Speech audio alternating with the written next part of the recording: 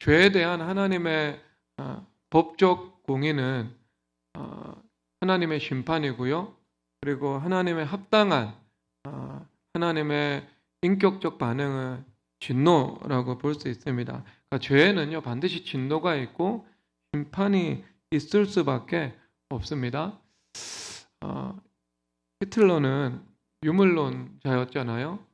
그가 죽음 직전에 자신의 정부였던 에바가 자살을 하게 되죠. 자살 직전에 누군가에게 자문을 구합니다. 죽음 이후는 끝인가 아니면 사후세계가 있는가. 그 죽음 직전의 순간에도 그는 그의 영혼에 존재한다는 사실, 이것을 완전히 불신하지 못하고 있다는 것을 그 질문 자체를 통해서 드러내고 있는 거죠. 육체 죽음이 끝난다는 것에 확신이 있다면 질문하지 않겠죠. 제가 임종을 할 때 여러분들이나 목사님들에게 죽으면 천국 갈 수 있을까? 죽음 이후에 천국과 지옥이 있을까? 질문하지 않겠죠. 그 질문한다는 것 자체가 믿음이 흔들리고 있다는 것, 믿음이 아닌 다른 생각이 있다는 것을 의미하는 것이지 않겠습니까? 이건 우리가 성도가 가지고 있는 아주 기본적인 의심 없는 믿음이죠. 그러면 이 히틀러의 흔들림을 통해서 그의 본능이 영혼의 존재와 사후 심판에 대해서 인식을 하고 있다는 것을 반증적으로 보여주고 있는 겁니다. 그러면 만약에 사후 심판이 존재하지 않는다면 히틀러에 대한 법적 공의는요 어디에서도 실현되지 않은 것이죠. 그러나 우리가 그런 것에 대해서 분명한 답을 가지고 있습니다. 죽음 이후에 천국과 지옥의 심판이 있고 지옥에 있어서도 악의 등급에 따라서 형벌의 정도가 달라질 것을 우리가 하나님의 공의의 관점에서 충분히 판단을 내릴 수가 있는 겁니다. 그러니까 확고한 것은 하나님께서 죄에 대해서는 반드시 진노하시고 심판한다는 사실이죠. 그리고 그 죄에 대한 진노와 심판이 최종 심판에만 있는 것이 아니고요. 하나님께서 이 땅에서도 그 진노와 심판을 부으신다는 것을 주님께서 말씀을 해주고 있죠.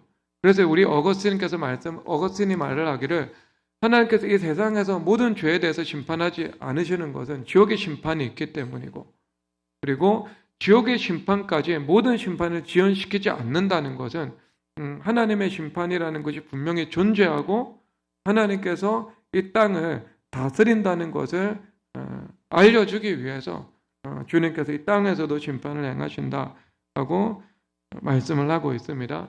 그런데 우리 믿는 사람에게는요, 하나님께서 예수님께 그 죄에 대한 진노와 심판을 다 쏟아 부으셨다고 말씀하고 있죠. 시편 22편 1절에서 이렇게 말씀을 하고 있습니다. 다 함께 읽겠습니다. 내 하나님이여 하나님은 어찌 나를 버리셨나이까? 어찌 나를 멀리하여 돕지 아니하시며 내 신음소리를 듣지 아니하시나이까? 아멘. 예수님께서 그 죄에 대한 심판을 주님께서 다 담당하셨다, 이것을 말씀을 하고 있는 겁니다. 여러분, 이 전제 조건을 가지고 우리가 살펴봐야 하겠는데요. 하나님 오늘 이 말씀에서 보면 레위인의 거룩함을 보시고 하나님께서 백성들에게 진노를 쏟아내지 않으신다 말씀하고 있습니다. 자, 이 시점은요, 예수님의 십자가를 통해서 속죄가 온전히 이루어지기 전입니다. 하나님의 구속사의 큰 그림 가운데 예수 그리스도가 이 실체로서의 태양이라면 지금 이 구약의 짐승을 통한 희생제사는 촛불로서의 그림자다라고 볼 수 있겠죠. 그러니까 실체가 오기 전에 그림자의 모습입니다. 그렇기 때문에 그 희생 이 제물을 통한, 즉 짐승을 통한 속죄는요, 우리의 마음의 본질까지 깨끗하게 할 수 없는 제사라는 것을 말씀하고 있습니다. 히브리서 9장 13절 이렇게 나와 있는데요. 읽도록 하겠습니다. 염소와 황소의 피가 및 암송아의 죄를 부정한 자에게 뿌려 그 육체를 정결하게 하여 거룩하게 하거든. 아멘. 염소와 황소의 피는 우리의 내면 세계가 아니라 우리의 외면, 육체를 정하게 한다라고 말씀을 하고 있습니다. 그래서 14절 제가 읽어드리면 영원하신 성령으로 말미암아 흠 없는 자기를 하나님께 드린 그리스도의 피가 양심을 깨끗하게 한다. 그리스도의 피가 우리의 내면 세계의 본질을 깨끗하게 할 수 있음을 말씀을 하고 있습니다. 즉 예수님의 피가 아직 그 제사를 완성하기 전이죠. 그럼 희생제물의 피가 있죠. 그 희생제물의 피를 통해서 법적으로 용서를 받지만 그 피가 우리 내면에 들어와서 우리 양심을 정결하게 하기까지는 아직 시간이 필요한 시점인 것이죠. 그래서 이스라엘 백성들의 죄가 아직 남아있고 그 죄에 대해서 하나님께서 필연적으로 그들에게 진노를 쏟아 부으실 수밖에 없는 그 배경을 가지고 있는 겁니다. 그런데 하나님께서 여기서 하나의 이 중재자를 주님께서 세우시는데 레위 지파였죠. 그래서 그들이 거룩한 지파가 되어서 하나님을 섬기게 됩니다. 그리고 레위 지파는요, 하나님을 섬기기 위해서 무엇을 받는가? 그러니까 왕과 제사장, 선지자는 기름 부음을 받는 것처럼 그들이 기름 부음을 받게 되는 것입니다. 그래서 신약 시대에 와서 예수님의 십자가의 피를 통해서 내면이 깨끗하게 되고 성령 하나님께서 우리 가운데 그것을 기반으로 들어오게 되셨죠.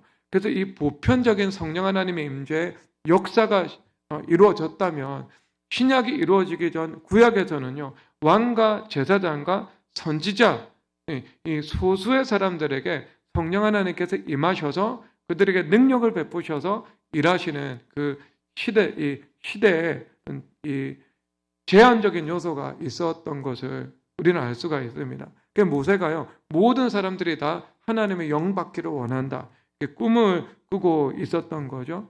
그러니까 모세가 꿈꾸던 세상이 바로 이 신약을 살아가는 우리들에게는요 이미 이루어진 것이죠.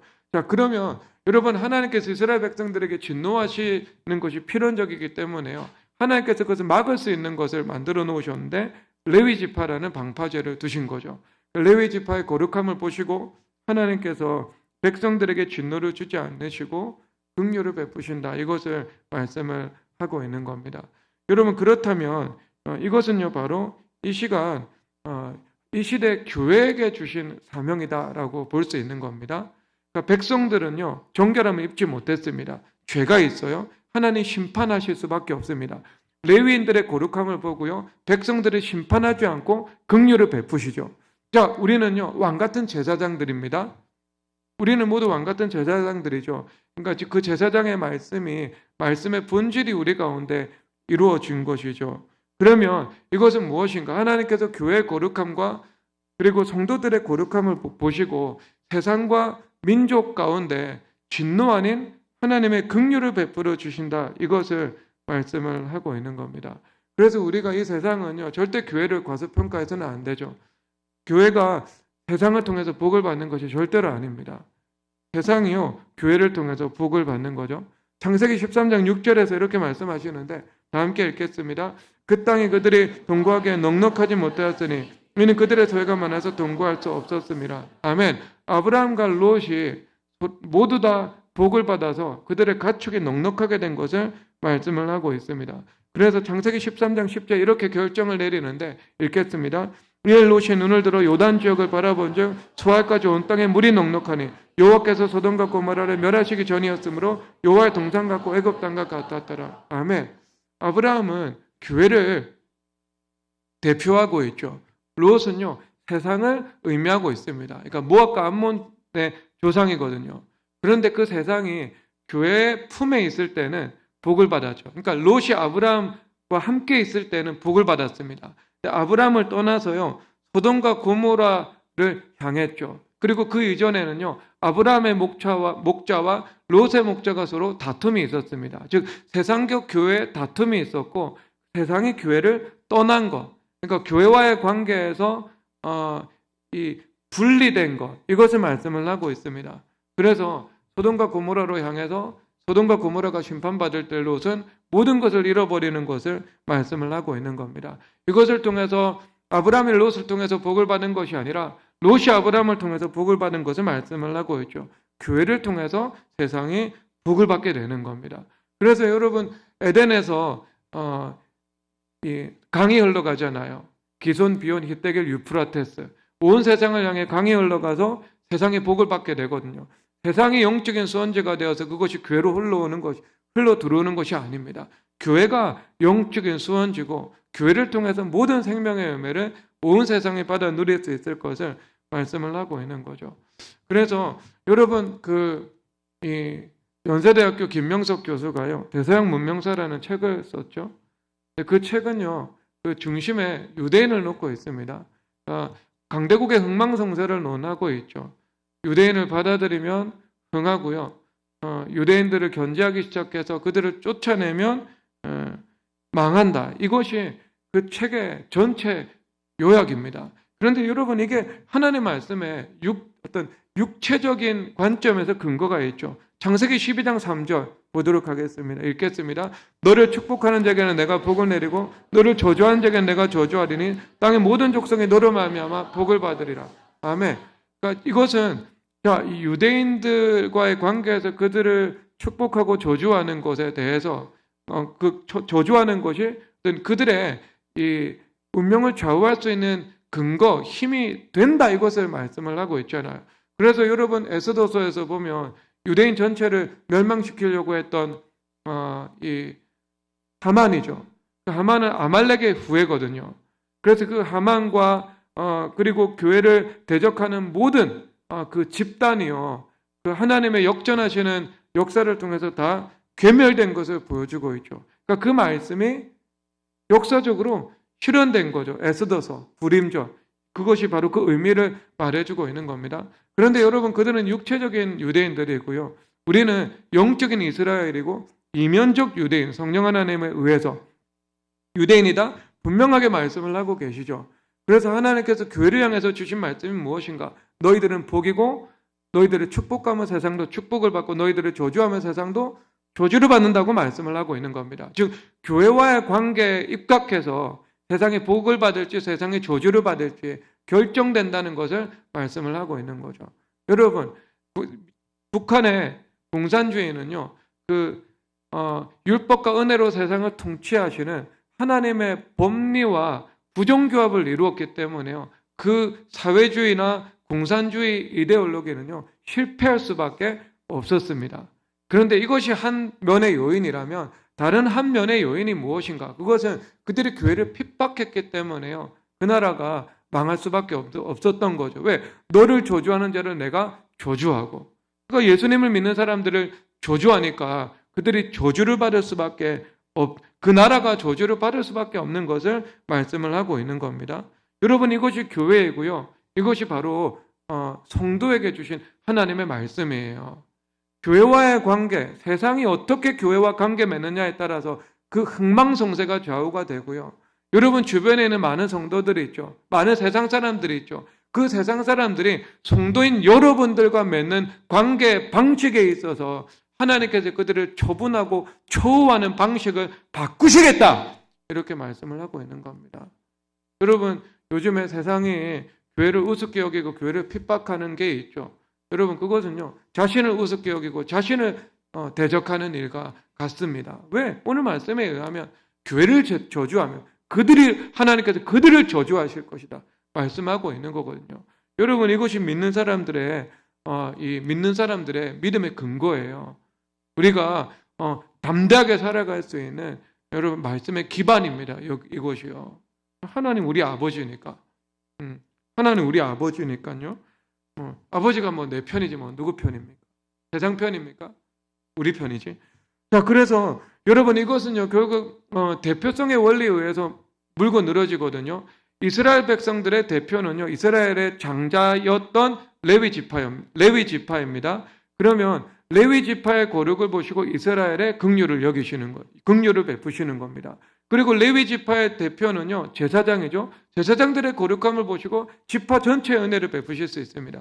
그러면 제사장의 대표는요 대제사장이죠. 대제사장의 성결함을 보시고 모든 백성들에게 은혜를 베푸십니다. 그래서 구약에서는 증거가 나오는데 대제사장이 여호와께 성결이라는 그 성결패를 가지고요 어떻게 해요? 성전 지성소 안에 들어가는 거죠. 그러면 그 성결패를 보시고 하나님께서 백성들을 용납해 주시겠다라는 것을 말씀을 해주고 있는 겁니다.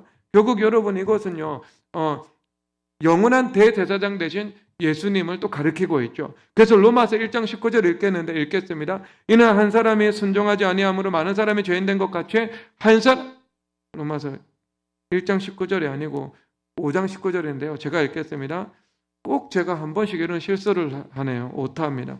한 사람이 순종하지 아니함으로 많은 사람이 죄인된 것 같이 한 사람이 순종하시므로 많은 사람이 의인이 되리라.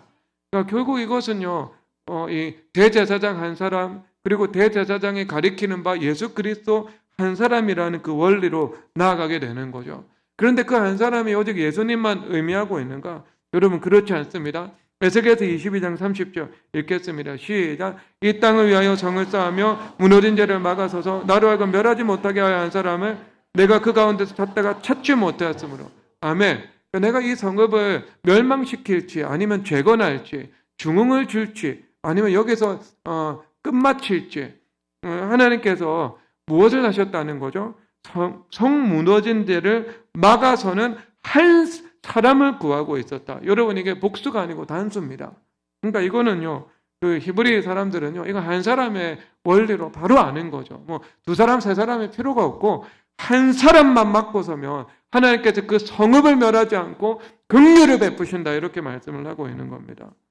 한 사람이죠. 그렇죠? 한 사람을 통해서 주님께서 긍휼을 베푸신다. 이것을 말씀을 하고 있습니다. 그래서 단순히 진노를 베풀지 않고 긍휼을 베푸신다는 소극적 의미만 있는 것이 아닙니다. 적극적인 의미가 있습니다. 마가복음 5장 19절을 함께 읽겠습니다. 시작.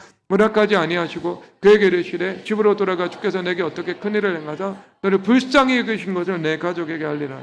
아멘. 그러니까 고라사 광인입니다. 군대 귀신 들렸던 자죠. 이 한 사람이 치유를 받았습니다. 그래서 이 사람 안에 있었던 군대 마귀가 돼지 2,000마리에게 들어가서요. 돼지 2,000마리가 죽음을 당했습니다. 죽음을 당했죠.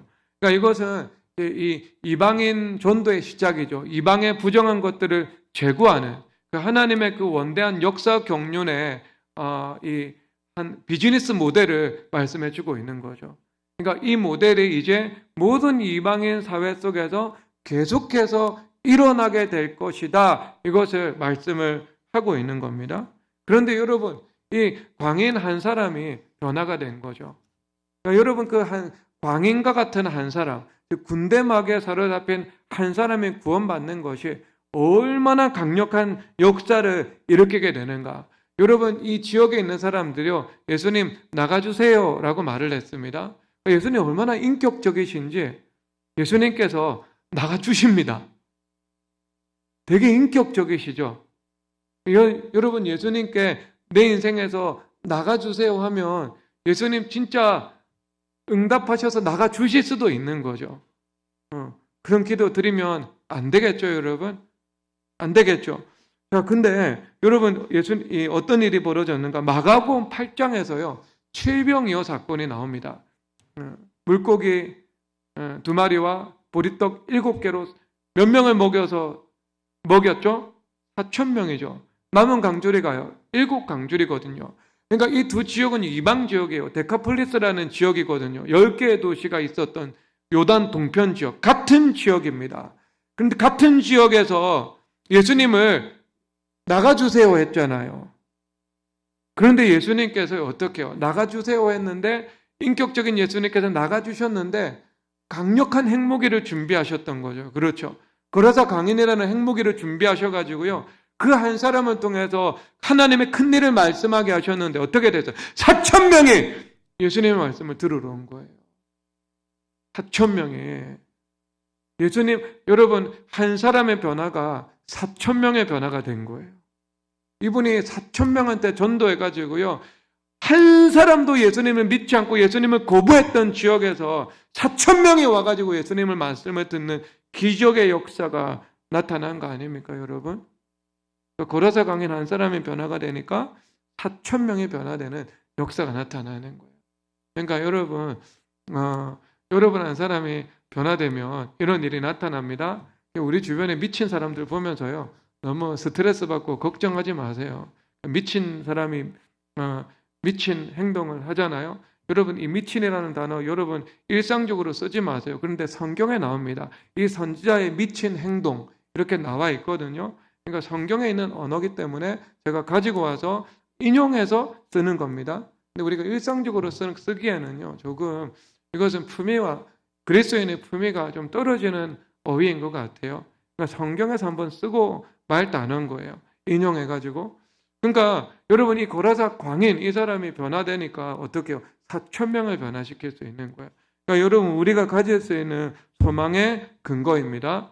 그러니까 우리가 결국 이 한 사람에게서 변화가 시작되잖아요.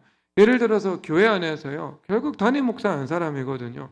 그러니까 담임 목사 한 사람이 바로 서 있으면 성령 하나님께서요. 이 성도 전체를 감화받고 동화받는 길로 인도해 나가십니다. 이건 나머지는요. 시간 문제에 불과한 일인 거죠. 왜? 각 사람 안에서 하나님께서 일하시는 적기가 있으니까요. 주님께서 일하셔서 성령 하나님 안에서 하나 될 수 있도록 은혜를 베풀어 나가시는 거예요. 그러니까 결국 이제 교회가 이게 하나님께서 집중적 거룩을 이루시죠. 그러면 한 교회가 100명, 150명 교회가 집중적 거룩을 이루는 그 힘이 있습니다. 그러면은요, 온 세상 가운데 영적인 파급력을 가지고 흘러가게 되어 있거든요. 그러면 이제 한 사람의 힘이 이제 몇 명의 힘이 된 거예요? 150명의 거룩한 사람들의 힘이 되는 겁니다. 그러면 이 150명의 거룩한 사람들의 힘은요, 어떻게 해요? 온 민족과 온 열방에도 영향력을 미칠 수 있는 그 힘이 되는 거, 이것을 말씀을 하고 있죠. 근데 결국 여러분 시작은 한 사람이라고, 한 사람의 원리를 말하고자 하는 거예요. 여러분 제가 지난주에 예배 드리는데 그 한 사람 한 번 칭찬을 했잖아요. 그 예배에 너무 감격스럽게 예배를 드린다고, 정말 주님 앞에 뜨겁게 예배를 드리더라고요. 예배를. 그래서 제가 아내한테는 얘기를 했어요. 저기 남편한테 절대 말하지 말라고. 인생에 도움이 안 될 테니까 말하지 말라고. 제가 당부를 2번이나 했어요. 2번이나. 그러니까 근데 여러분 제가 삼각산에서 한 1년 정도는요. 제가 그 분 위해서 기도를 드렸어요. 하나님 은혜 받게 해달라고. 주님의 은혜를 받게 해달라고. 1년 정도 주님 앞에 기도를 드렸다니까요. 주님께서 응답하셨죠? 여러분도 기도 한번 해보세요.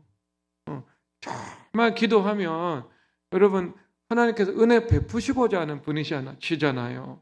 왜 은혜를 안 베풀어 주실까요?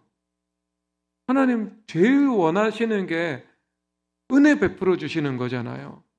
은혜 받아가지고 예배의 감격을 알고 기도의 능력을 알고 예수님을 사랑하며 살아가게 만드는 게 예수님의 꿈 아니에요. 그 나머지는 각 사람의 사명과 분량과 은사가 각각 다르기 때문에요. 다 달라요. 다 달라. 교사 사명 받았는데 재벌 되게 해달라고 백날 기도해 보세요. 재벌 안 됩니다. 평생 교사하면서 하나님 섬기고 학생 섬기며 살아가는 게 사명이거든요. 그게 사명이거든요. 그렇죠? 그 사람의 사명이니까 그 사람이 이재용 씨를 능가하는 재벌이 되는 것은 힘든 일입니다. 그 사명이 아니니까. 그런 분들은. 근데 여러분 이런 기도는 주님께서 잘 들어주시지 않겠어요? 정말 여러분 주변 형제들을 위해서 기도를 많이 드리시기를 바랍니다. 그리고 가정도 똑같아요. 가정도요. 결국 한 사람이 바꾸거든요. 근데 그 한 사람이 주님 앞에 바로 서 있죠. 그러면 하나님께서 가정 가운데 때로는 주님께서 잘 쓰시지 않는 카드이시지만 주님께서 초강수를 두실 때도 있거든요. 가정을 바꾸시기 위해서. 그럼 초강수를 두시면은요. 여러분 근심하고 염려할 필요 없습니다. 왜? 근심하고 염려하는 일이 일어나지 않습니다.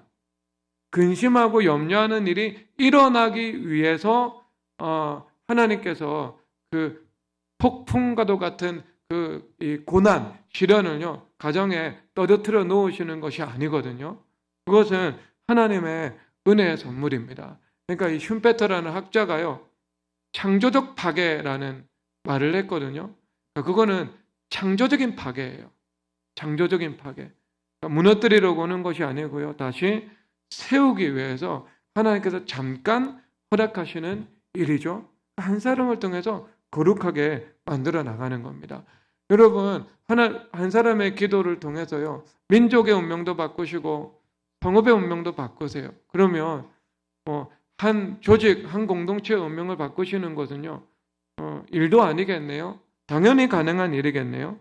우리 교회 한 자매 간사님이 있었습니다. 작년 성전을 이전할 때 그 비슷한 시기에요, 하나님께서 한 대기업에 입사하는, 이직하는 은혜를 허락해 주셨습니다. 근데 그 회사가요, 술 문화하고 회식 문화가 있었나 봐요.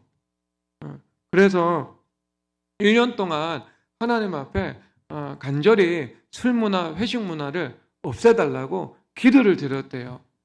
기도를 드리지만 아무런 변화의 조짐이 없었다고 합니다. 지난 1년 동안이요. 근데 지난주에 어떤 일이 있었는가?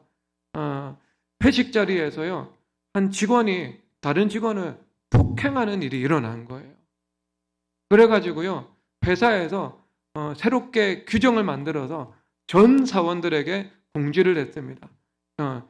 이 시간 이후로는 회식과 음주 금지. 그 회사 내에 법이 됐어요. 그래서 회식도 못하고요, 직원들이 모여서 술자리도 못하게 된 거예요. 그냥 몰래 한두 명이 모여서 술자리 하는 건 막을 수가 없겠지만 공동체 차원에서 술자리는요, 금지된 겁니다. 여러분, 이게 무엇의 결과죠? 기도의 결과인 거예요. 근데 여러분, 우리 유빈 전도사가 말을 하더라고요. 자기가 아는 사람은 어떤 교회 간사인데, 청년 간사인데요, 술 마시고 다닌대요. 어떤 간사는 술 마시고 다닌대요. 그런데 우리 교회 간사는요, 20대밖에 되지 않았는데요, 조직 문화를 바꾼 거 아니에요? 조직의 술 문화, 회식 문화를 바꿔버린 거 아니냐고. 안 그래요, 여러분? 여러분, 이게 성읍, 이 공동체를 바꾸는 한 사람이 가진 교대 능력 아닙니까? 하나님 영광 올려드릴 만한 일이라고 저는 생각합니다. 여러분, 이런 한 사람이 있기 때문에 하나님께서 그 공동체를 긍휼히 여기시고, 그런 소극적인 의미가에서 넘어서 적극적인 이 의미로 전환되어서 하나님께서 바꾸시는 역사, 치유하시는 역사까지도 허락해 주시는 것입니다.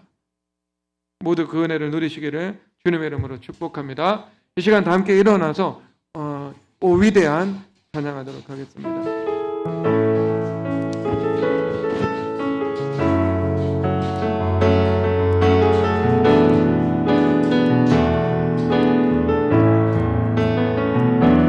모든 영광과 모든 존귀 받으시기 합당하신 주께 손을 듭니다. 모든 영광과 모든 존귀 거룩하신 주의 이름 높여 경배합니다. 위대한 기적을 베푸시는 주와 같은 분 없네. 주와 같은 분 없네. 위대한 기적을 베푸시는 주와 같은 분 없네. 주와 같은 분. 처음부터 모든 영광과 모든 영광과 모든 존귀 받으시기 합당하신 주께 손을 듭니다. 모든 영광과 모든 존귀 거룩하신 주의 이름 높여 경배합니다. 위대한 기적을 베푸시는 주와 같은 분 없네. 주와 같은 분 없네. 위대한 기적을 베푸시는 주와 같은 분 없네. 주와 같은 분 위대한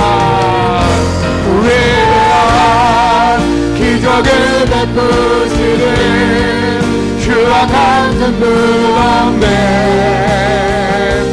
주와 같은 분 없네.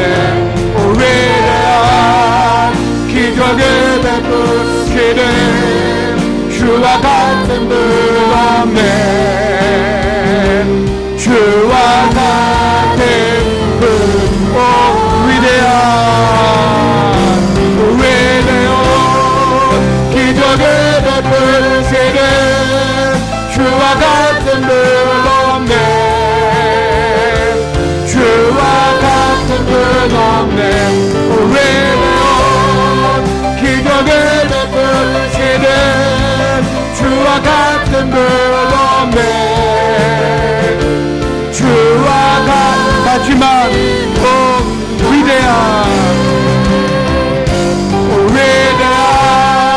기적을 베푸시는 주와 같은 분 없네. 주와 같은 분 없네. 위대한 기적을 베푸시는 주와 같은 분